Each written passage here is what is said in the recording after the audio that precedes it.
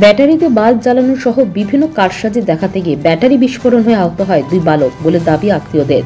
ঘটনাটি ঘটে কালিয়াচকের বালিয়াডাঙ্গা আনসারি পাড়ায়। আহতদের নাম নাসিম আক্তার, বয়স 12 বছর, নূর আলম, বয়স 10 বছর ও আনিস মুমিন, বয়স 5 বছর। দুর্ঘটনা ঘটার পর তড়িঘড়ি করে 3 জনকে নিয়ে যাওয়া হয় কালিয়াচকের শ্রীরামপুর গ্রামীণ হাসপাতালে। এখানে প্রাথমিক চিকিৎসার পর আনিস মুমিনকে ছেড়ে দেওয়া হয় এবং 2 জনকে পাঠানো হয় মালদা মেডিকেল কলেজ হাসপাতালে। বর্তমানে আহত 2 বালক চিকিৎসাধীন হাসপাতালে।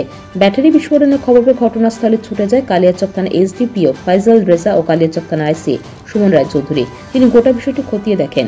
ব্যাটারি থেকে বিস্ফোরণ নাকি অন্য কিছু তাও খতিয়ে দেখতে তদন্ত শুরু করেছে বলে জানা গেছে।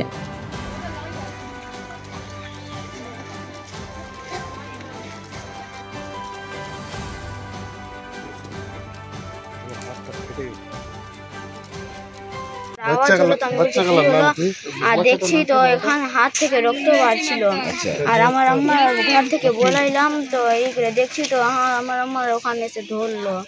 আর ব্যাটারিটা হয়ে গেছিল, ব্যাটারি ছিল, ব্যাটারিটা ফুটে গেছে, ওখানে ছিল লাগানো।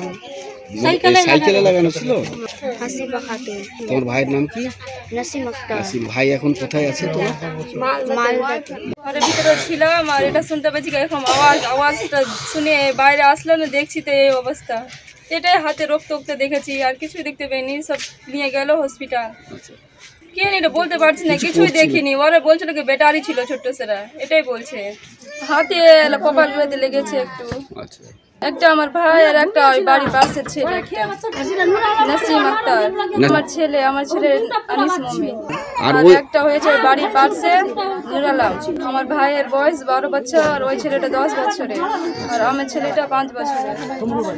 পাথর ছাড়াই প্রতিকার সম্ভব। মালদার প্রাচীনতম ভৃগু বংশ জ্যোতিষী পণ্ডিত এস শাস্ত্রী।